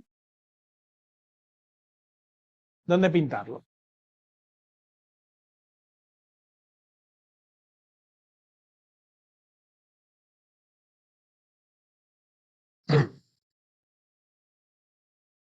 Vale. Lo primero que vamos a hacer es vaciar la sección del DOM de lo que pueda tener previamente. De tal forma que esta función la podemos usar para pintar inicialmente o para pintar búsquedas, ¿vale? Si yo tengo 200 personajes pintados y quiero pintar una búsqueda, vacío la sección y pinto la búsqueda. Simplemente tengo que recorrer mi array de datos. Para ello voy a utilizar, por hacerlo sencillo, un for, aunque podría utilizar un for each. Let character of array data. Y vamos a llamar a print one character, otra función que pinte el character dentro de la sección del DOM. Y así separamos responsabilidades. Print data pinta un array de datos, print one character puede pintar un único character. Teniéndolo separado en funcionalidades, también si yo necesito pintar uno solo, ya tengo una función que me pinte uno solo. No tengo que repintar el array. Si tengo 20 personajes y quiero añadir uno, no tengo que volver a pintar 20 personajes otra vez para volver a añadir uno. Entonces, el tener esta función tiene su lógica. Función print one character recibe un character y una sección del DOM. Para que no confundáis esto con esto, ¿vale? Aunque no es lo mismo, yo le suelo poner un P delante. Un P delante para que sepáis que esto es el valor y esto es el parámetro. Luego, dentro de la sección del DOM, como inner HTML, o sea, como contenido HTML, vamos a pintar un article. Para ello vamos a utilizar un template literal, que son las comillas francesas, que me permiten coger este article que he comentado aquí y meterlo aquí de golpe.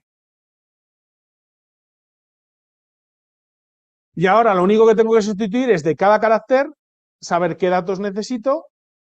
Para ello hago un console log de pcharacter, porque así no tengo que ir a la API a ver la documentación del carácter. Ya lo tengo aquí, ya lo pinto, ¿veis? Ya tengo aquí objetos que tengo ID, imagen, name, ahí están los campos. Entonces tengo, por ejemplo, la imagen $, pcharacter, punto, imagen. Texto alternativo, $, pcharacter, punto, name. Y en el car title hemos dicho que vamos a poner pcharacter, punto, name también.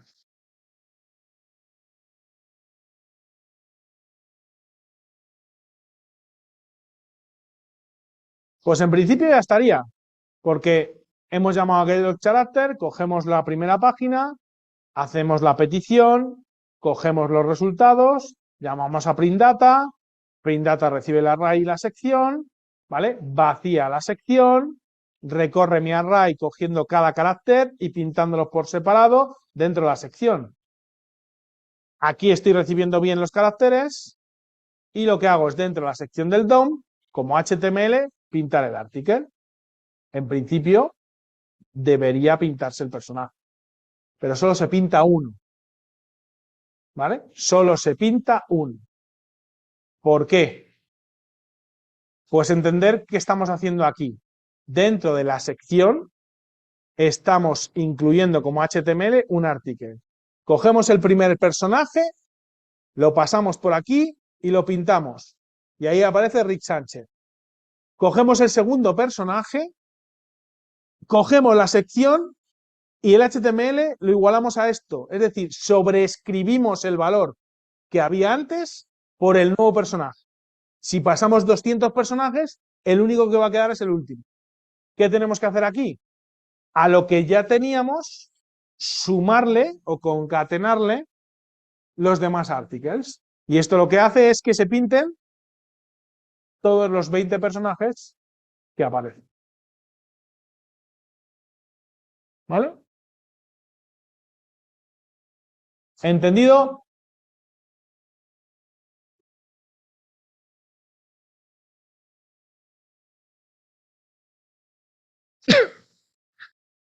Vale, podríamos hacerle paginación a esto, botones de anterior y siguiente para que nos pintara más personajes, pero ya hemos visto que si le pasamos, o sea, el juego sería llamar a get all character pasándole diferentes páginas.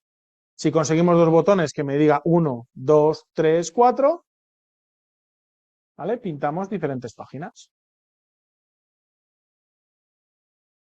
5, ahí está. ¿Vale? Bien, para terminar, vamos a capturar aquí el nombre de un personaje, le vamos a dar a buscar y vamos a seguir lo que nos diga ChatGPT. Aquí había arriba, ¿veis? Me decía, bueno, de hecho, esta era lo que él me pedía. Para obtener un único carácter, le tengo que pasar el ID del carácter, es decir, ponerle character y el ID.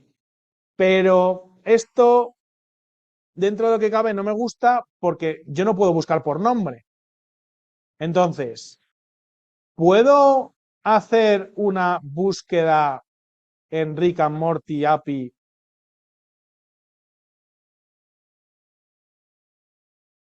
¿Vale? Recordar que esta petición lleva hecha aquí unos días cuando me preparé la práctica.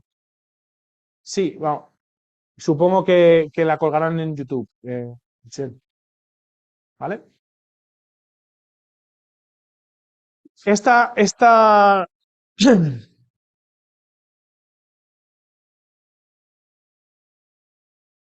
ChatGPT en el punto de pago también tiene prompts. ¿A qué te refieres con prompts? Dani, entra un poquito más en detalle porque esto básicamente es un prompt, lo que estamos metiendo en el ChatGPT.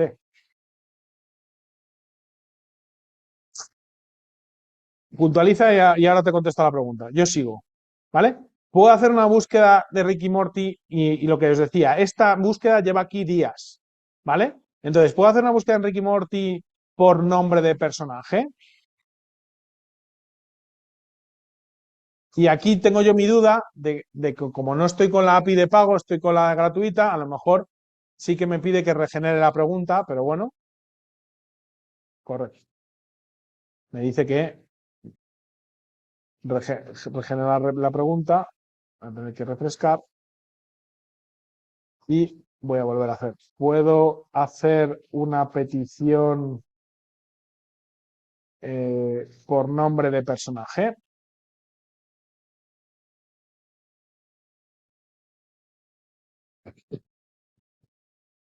Sí que puedes hacer una petición a Ricky Morty por nombre de personaje, ¿veis? Me, con- me completa el contexto, ¿vale? Haciendo la ruta character con async away. Mira, me está resolviendo el, el código totalmente, ¿vale? Dice, busca carácter, le pasas el nombre y a Ricky Sánchez, a Ricky Character le pasas el mail.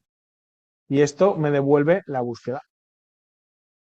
Prompts más largos, que dé código entero, por ejemplo, HTML, con su form y sus divs, etcétera. Sí, se le puede pedir. Lo que pasa es que tienes que pasar un contexto. ¿Vale? No te va a resolver el ejercicio, Dani, pero sí que le puedes pedir código y te da fragmentos de código muy grandes, ¿vale?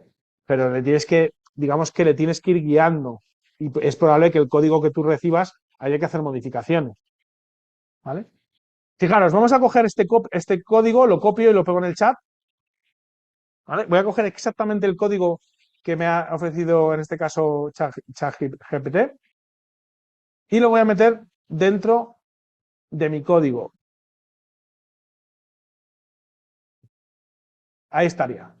¿Cuál es la diferencia de este código con respecto al mío anterior? Primero, la función es de tipo expresivo, ¿vale? Esto es una función que se denomina arrow function, ¿vale? Que se mete en una constante para proteger la llamada a la función, es asíncrona, recibe un parámetro name, ¿vale? Hace un try para controlar las excepciones, los posibles errores, y vuelve a hacer lo mismo de antes, con response, await, pasándole el nombre, ¿vale? A la ruta especificada por la API de Ricky Morty, me devuelve una respuesta que yo tengo que descodificar y yo aquí puedo llamar a print, ¿vale? Bueno, vamos a hacer un console log para ver cómo nos llega y luego vemos a dónde llamamos. Bien, si ejecutamos esta búsqueda y metemos la palabra Rick, busca todos los personajes que contienen Rick en su nombre. Luego me va a devolver un array, seguramente. Vamos a ver. Vamos a la consola. Efectivamente, me devuelve.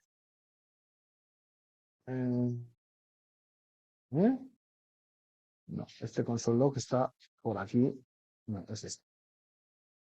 Ese console log es ese. Sets by name. A ver, ahora voy a refrescar.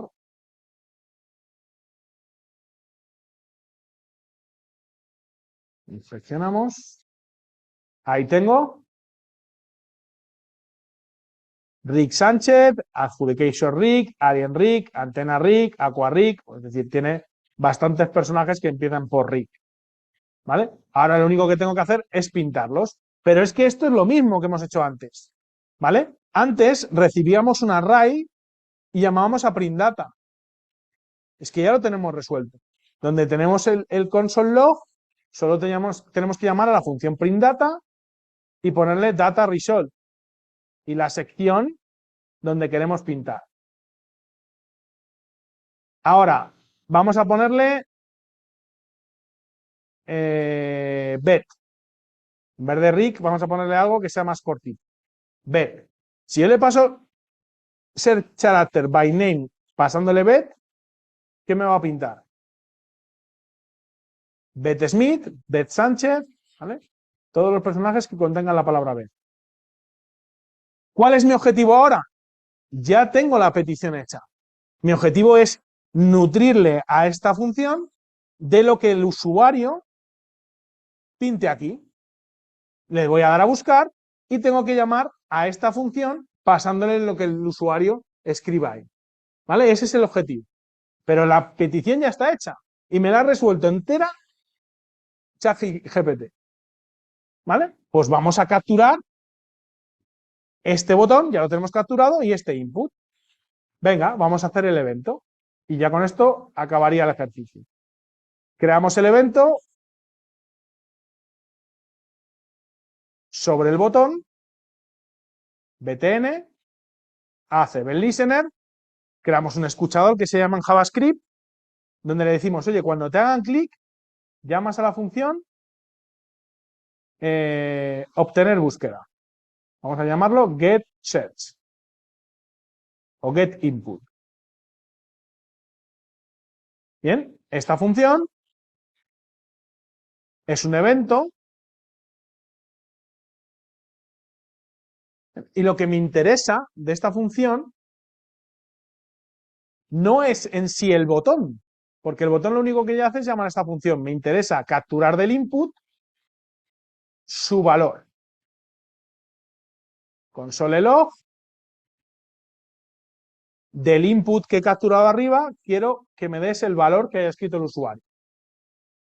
Olvidaros de momento de la petición, ¿vale? La tengo aquí comentada, con lo cual no me va a pintar nada. De hecho, incluso vamos a comentar el get character también para que no nos pinte absolutamente nada. Ningún personaje. Vamos a la consola. Vamos a poner aquí Juan Antonio. Le damos a buscar y obtenemos Juan Antonio. ¿Qué estamos haciendo? por cierto, es mi nombre. ¿Qué estamos haciendo? Cuando des al botón de clic, ¿vale? Cuando des al botón y le hagas un clic, llamas a getInput, a getInput. ¿Y getInput qué hace? Un console log del input.value, que es el valor que la persona haya escrito por aquí. Ya tengo el texto. ¿Ahora qué hay que hacer? Search bet, search character by name, pero ¿qué ponemos aquí? Input.value.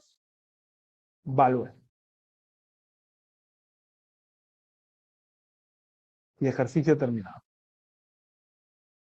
Si pones aquí Rick,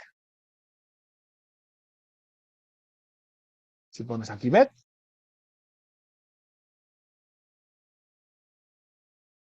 si pones aquí Smith,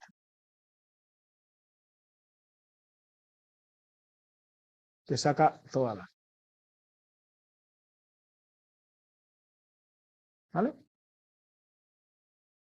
Volvamos al contexto.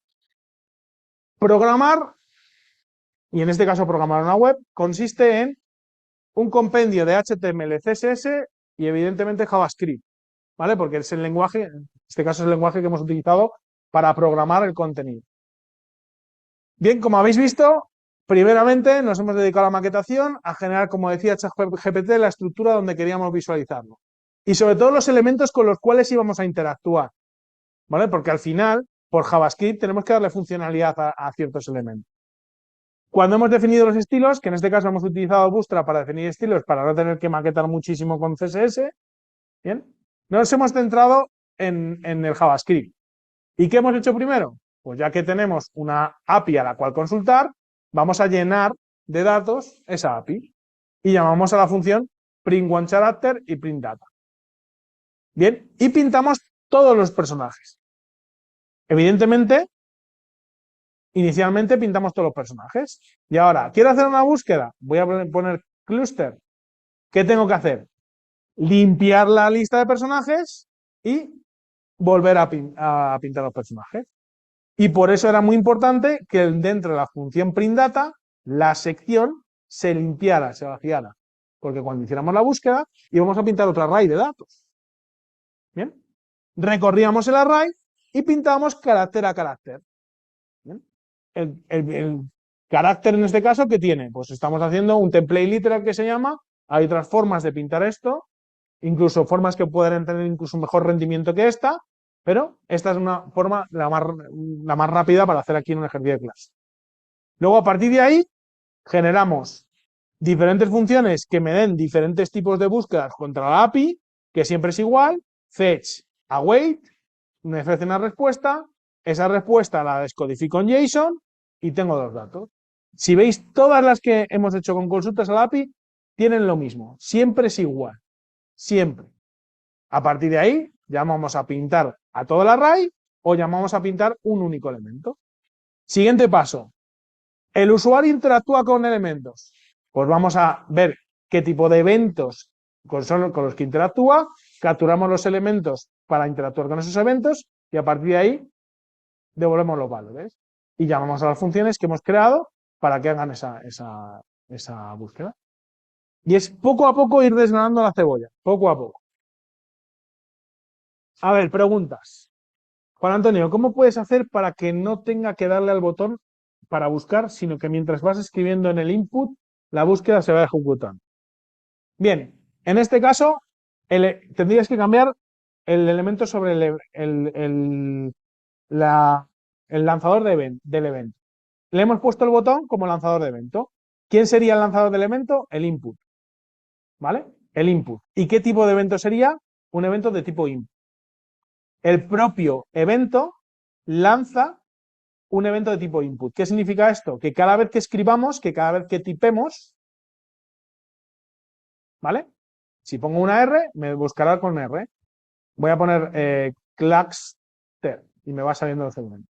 Es, en este caso, trabajar con un tipo de evento. Voy a poner los dos para que los tengáis.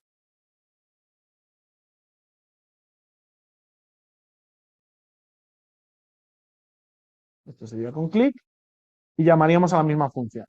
Lo bueno de trabajar con funciones es que los podemos descentralizar. Fíjate que yo cambio el tipo de evento y todo sigue funcionando perfectamente.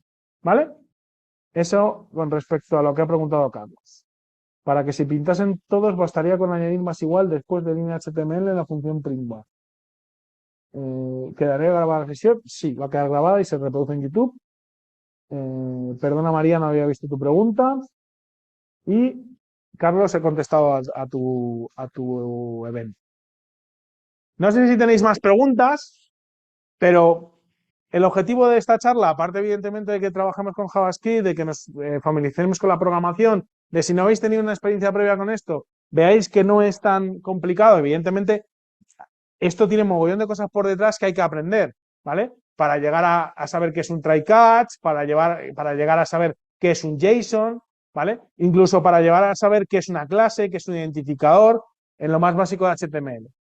Si no habéis tenido nunca experiencia con programación, a lo mejor muchas de las cosas que hemos hablado son al chino, ¿vale? Pero lo importante es que os llame la atención. Y si os llama la atención, evidentemente, ir buscando poco a poco la forma de saber estas cosas. ¿Bien? Si tenéis experiencia con programación, pues a lo mejor ha sido como muy sencillo. Bueno, es que yo ya había programado, esto ya lo sabía, entonces, ¿cuál era el objetivo de esto? Que conocierais que con una inteligencia artificial, como puede ser ChatGPT, ¿vale? Ya no necesitamos ir a Google para preguntar cómo hacer una consulta a una API con JavaScript, ¿vale? Bueno, muy probablemente, y estoy convencido que no ha mucho a tardar, Google, de hecho Bing, que es el buscador de Microsoft, ya lo tiene implementado, ChatGPT, pues Google se buscará una competencia parecida y pondremos esto y me saldrá contextualizado. Aquí ahora mismo que me salen las búsquedas de la gente que ha publicado por Internet. Hasta ahora es como trabajábamos todos, ¿vale? Nos metíamos por aquí, consultábamos, hacíamos tal, hacíamos nuestra propia interpretación. ¿Qué es lo bueno que tiene ChatGPT? Pues que se contextualiza, ¿vale? Herramientas como Stack Overflow, que son foros de consulta eh, que se han utilizado toda la vida a nivel de código. Bueno, pues evidentemente tendrán que ponerse las pilas para que la gente, ¿vale?, los siga utilizando, porque ya tenemos otras herramientas que nos resuelven más rápido la patata. Bien. ¿Es ChatGPT un problema para los desarrolladores? Pues ya habéis visto que en cierto punto no, porque al final hay mucha información en Internet y al igual que nos pasa a los desarrolladores cuando buscamos información en Internet que puede estar obsoleta, a ChatGPT le pasa lo mismo.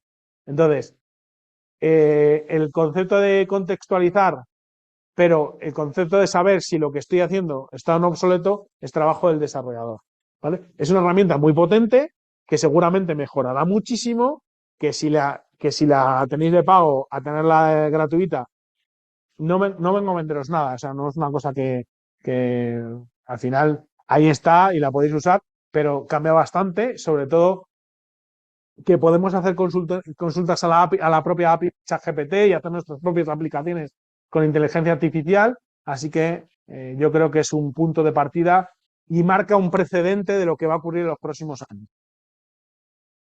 Esto no podéis para nada obviar herramientas como esta porque van a ser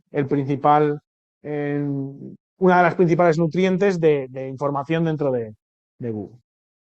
Playground AI es parecido, sí, es parecido. No creo que no es tan potente, ¿vale? Pero hay muchas más. Yo tenía por aquí apuntadas unas cuantas, ¿vale? Dejarme que os lo mire porque lo tenía en las notas del teléfono para que vierais que hay bastantes más. La más famosa, evidentemente, porque se lleva hablando de ellas 3 meses desde noviembre, es esta. Pero hay, por ejemplo, ¿dónde tenía yo esto? Em, tenemos ChatGPT, tenemos Air, airops.com, ¿vale? Esta está enfocada a consultas de bases de datos con MySQL, con queries de MySQL, ¿vale? O de SQL. Tenemos Refraction, .dev, ¿vale? También, esta tiene una cosa, te vuelves loquísimo con esto, estás todo el rato ahí haciendo, esto se mueve con el ratón, ¿eh? No soy yo.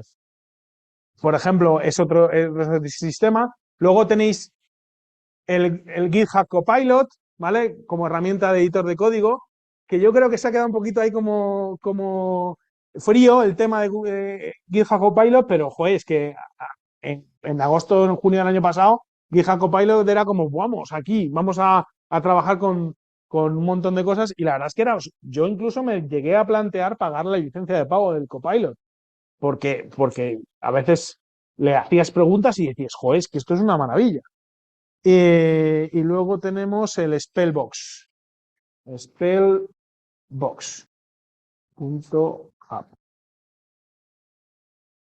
Otra herramienta, ¿vale? Otra IA de coding, pues, y seguramente saldrán por ahí algunas parecidas. Hay una que se llama ChatSonic,